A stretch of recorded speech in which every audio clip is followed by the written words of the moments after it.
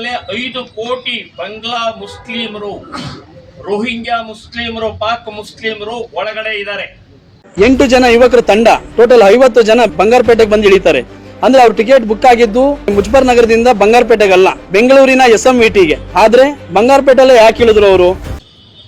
ಮದರ್ಸಾ ಹೆಸರಿನಲ್ಲಿ ಎಲ್ಲ ಕಡೆಗೆ ನುಗ್ಗುತ್ತಾ ಇದ್ದಾರೆ. ಕರ್ನಾಟಕವನ್ನ ಇನ್ನೊಂದು ಬಾಂಗ್ಲಾದೇಶ ಮಾಡೋದಕ್ಕೆ ನಾವು ಬಿಟ್ಕೊಡಲ್ಲ. ಪ್ರಾರಂಭದಲ್ಲಿ ಇಲ್ಲಿಯ ಸರ್ಕಲ್ ಇನ್ಸ್ಪೆಕ್ಟರ್ ಆದಂತಹ ಸನ್ಮಾನ್ಯ ಶ್ರೀ ರವಿಕುಮಾರ್ ಅವರಿಗೆ ನಾನು ಅಭಿನಂದನೆಗಳನ್ನು ಹೇಳ್ತಾ ಇದ್ದೇನೆ. 29ನೇ ತಾರೀಕು ಇಲ್ಲಿ ಸುಮಾರು ಒಂದು 50 ಜನ ಒಟ್ಟಿಗೆ ಒಮ್ಮೆಲೆ ಬಂದು ಅವರಿಗೆ ಇನ್ಫಾರ್ಮ್ ಸಿಕ್ಕ ತಕ್ಷಣನೇ ಕೂಡಲೇ ಧಾವಿಸಿ ಅವರನ್ನ ಇಲ್ಲಿಯವರೆಗೆ ಹಿಡಿದಿಟ್ಟಿದ್ದಕ್ಕೆ ನಾನು ಅವರಿಗೆ ಅಭಿನಂದನೆಗಳನ್ನು ಹೇಳ್ತಾ ಇದ್ದೀನಿ. ಇನ್ನು ಮುಂದಿನ ಪ್ರಕ್ರಿಯೆ ದೃಷ್ಟಿಯಿಂದ ನಾನು ಕೆಲವೊಂದು ವಿಷಯಗಳನ್ನು ತಮ್ಮ ಮುಂದೆ ಇಡ್ತಾ ಇದ್ದೀನಿ. ಈ ಮಾದರಿಯಲ್ಲಿ ಗುಂಪು ಗುಂಪಾಗಿ 50, 100, 200ವರೆಗೆ ಅವರು ಇಡೀ ದೇಶದಲ್ಲಿ ಮದರ್ಸಾ ಹೆಸರಿನಲ್ಲಿ ಎಲ್ಲ ಕಡೆಗೆ ನುಗ್ಗುತ್ತಾ ಇದ್ದಾರೆ. ಅವ್ರು ಯಾರು? ಅವರು ಪಾಕಿಸ್ತಾನಿಗಳ, ಬಾಂಗ್ಲಾದೇಶಿಗಳ, ರೋಹಿಂಗ್ಯಾಗಳ, ಅಫ್ಘಾನಿಸ್ತಾನದವರ ಅಂತನ್ನೋದು ಗೊತ್ತಾಗ್ತಾ ಇಲ್ಲ. ಫೇಕ್ ಡಾಕ್ಯುಮೆಂಟ್ಗಳನ್ನ ವ್ಯವಸ್ಥಿತವಾಗಿ ನಮ್ಮ ದೇಶದಲ್ಲಿ ಸಿಗತ್ತೆ. ವೋಟರ್ ಹಿಡಿದು ಎಲ್ಲನೂ ಫೇಕ್ ಡಾಕ್ಯುಮೆಂಟ್ ಸಿಗತ್ತೆ. ದುಡ್ಡು ಕೊಟ್ರೆ ಈ ದೇಶದ ಭಾರತ ಮಾತೆಯನ್ನು ಮಾರಾಟ ಮಾಡುವಂತ ಭ್ರಷ್ಟ ವ್ಯವಸ್ಥೆ ಇದೆ. ಸೊ ಇಂಥ ವ್ಯವಸ್ಥೆಯಲ್ಲಿ ಈಗಾಗಲೇ 5 ಕೋಟಿ ಬಂಗ್ಲಾ ಮುಸ್ಲಿಮರು, ರೋಹಿಂಗ್ಯಾ ಮುಸ್ಲಿಮರು, ಪಾಕ್ ಮುಸ್ಲಿಮರು ಒಳಗಡೆ ಇದ್ದಾರೆ. ಅವ್ರಿಗೆಲ್ಲ ಡಾಕ್ಯುಮೆಂಟ್ ಇದೆ, ರೇಷನ್ ಕಾರ್ಡ್ ಸಹಿತ ಇದೆ. ನಾವು ಟ್ಯಾಕ್ಸ್ ಕೊಡೋದು, ಅವರ ಫೆಸಿಲಿಟೀಸ್ ತಗೊಳ್ಳೋದು.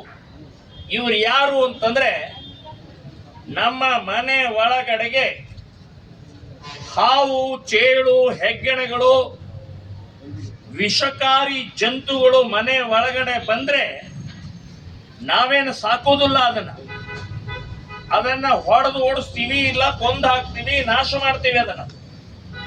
ಹಾಗೆ ನಮ್ಮ ದೇಶದಲ್ಲಿ ಹಾವು, ಚೇಳು, ಇವತ್ತು ವಿಷಕಾರಿ ಜಂತುಗಳು, ಹೆಗ್ಗಣಗಳು ಅಂತಂದ್ರೆ ಪಾಕ್ ಮುಸ್ಲಿಮರು, ರೋಹಿಂಗ್ಯಾ ಮುಸ್ಲಿಮರು, ಬಾಂಗ್ಲಾ ಮುಸ್ಲಿಮರು ಅಂತ ಹೇಳ್ತೀವಿ. ಭಾರತ ಧರ್ಮಛತ್ರ ಅಲ್ಲ ಇದು. ಯಾರು ಬೇಕಾದವ್ರು ಬರೋದು, ಏನ್ ಬೇಕಾದ ಮಾಡೋದು ಅನ್ನುವಂಥದ್ದು ಒಂದು ಪ್ರವೃತ್ತಿ ಆಗ್ಬಿಟ್ಟಿದೆ. ಮುಸ್ಲಿಂ ಓಟಿಗೋಸ್ಕರ ಕ್ಯಾನ್ಸರ್ ಅನ್ನು ಸಾಕ್ತಾ ಇದ್ದೀವಿ, ದೇಶದ್ರೋಹಿಗಳನ್ನು ಸಾಕ್ತಾ ಇದ್ದೀವಿ ನಾವು. ಸೊ ಈ ರೀತಿಯ ಪ್ರಕ್ರಿಯೆ ನಡೀತಾ ಇರುವಂತಹವ್ರ ವಿರುದ್ಧ ಇವತ್ತು ಎಲ್ಲ ಹಿಂದೂ ಸಂಘಟನೆಗಳು ಒಟ್ಟಾಗಿ ಹೋರಾಟ ಮಾಡುವಂತಹದ್ದನ್ನು ನಿರ್ಧಾರ ಮಾಡಿದ್ದೀವಿ. ಸೊ ಈಗ ನಾವು ಇವತ್ತಿನ ಅಂದ್ರೆ 29ನೇ ತಾರೀಕು ಏನು ಒಂದು ಘಟನೆ ನಡೀತು, ಅದನ್ನ ವ್ಯವಸ್ಥಿತವಾಗಿ ಮುಚ್ಚಾಕುವಂತ ಪ್ರಯತ್ನ ನಡೀತಾ ಇದೆ. ಒತ್ತಡನೋ ಇನ್ನೇನೋ ಗೊತ್ತಿಲ್ಲ. ಈಗ ಅಪ್ರಾಪ್ತರು ಯಾರೇ ಇರ್ಲಿ, ಸಿಕ್ಕ ತಕ್ಷಣ, ಇಷ್ಟು ದೊಡ್ಡ ಗುಂಪಿನಲ್ಲಿ ಸಿಕ್ಕ ತಕ್ಷಣನೇ ಅವ್ರ ಮೇಲೆ ಒಂದು ಕೇಸ್ ಆಗತ್ತೆ.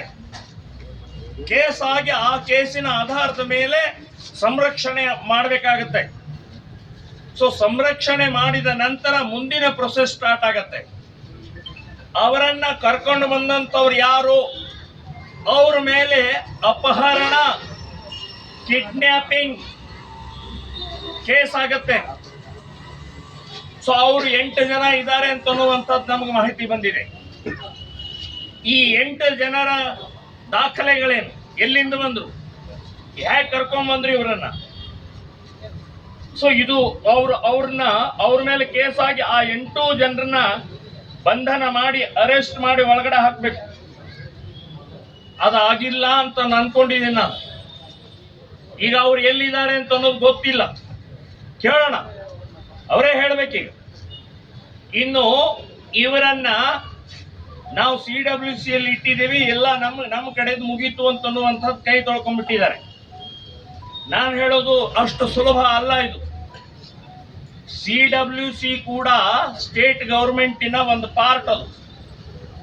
ಅವರು ಕೂಡ ಒಳಗಡೆಗೆ ಪ್ರವೇಶ ಮಾಡಬೇಕಾದ್ರೆ ಅವ್ರ ಮೇಲೆ ಒಂದು ಸೆಕ್ಷನ್ ಹಾಕಿನೇ ಒಳಗಡೆ ಪ್ರವೇಶ ಮಾಡಿಸ್ಬೇಕು ಅವ್ರಿಗೆ. ಆ ಪ್ರೊಸೆಸ್ ಆಗಿಲ್ಲ. ಇನ್ನು ಬಿಹಾರೋ ಮುಜಫರ್ನಗರೋ ಅಲ್ಲಿ ಏನೋ ನಾವು ಬರೆದಿದ್ದೀವಿ ಅಂತ ಅನ್ನುವಂಥದ್ದು ಹೇಳಿದ್ದಾರೆ. ನೀವು ಬರೆಯಂಗಿಲ್ಲ, ನಿಮಗೆ ಸಂಬಂಧನೇ ಇಲ್ಲ ಅದು.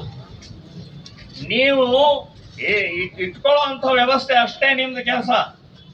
ಇನ್ನು ಮುಂದಿನ ಪ್ರೊಸೆಸ್ ಏನಿದೆ, DC ಅವರಾಗ್ಲಿ, SP ಅವರಾಗ್ಲಿ, ಪೊಲೀಸ್ ಇಲಾಖೆಯವರು ಅದನ್ನ ಮಾಡಬೇಕಾಗತ್ತೆ. ಇನ್ನು ರೈಲ್ವೆಯಿಂದ ಬಂದಂತಹ ವ್ಯಕ್ತಿಗಳು, ರೈಲ್ವೆ ಅಧಿಕಾರಿಗಳು ಆಗಲಿ, ರೈಲ್ವೆ ಪೊಲೀಸ್ ಡಿಪಾರ್ಟ್ಮೆಂಟ್ ಆಗಲಿ, ಇದರ ಸಂಬಂಧಪಟ್ಟ ಹಾಗೆ ಅವ್ರೇನ್ ಮಾಡ್ತಾ ಇದ್ರು, ರೈಲ್ವೆ ಅಷ್ಟು ಜನ ಒಟ್ಟಿಗೆ ಒಂದೇ ಬೋಗಿಯಲ್ಲಿ ಬರ್ತಾ ಇದ್ದಾರೆ ಅಂತನ್ನುವಂಥದ್ದು, ಅವ್ರು ಯಾರು, ಎಲ್ಲಿ ಹೋಗ್ತಿದ್ದಾರೆ ಅಂತನ್ನುವಂಥದ್ದು ಯೋಚನೆ ಮಾಡಬೇಕಾಗಿದೆ.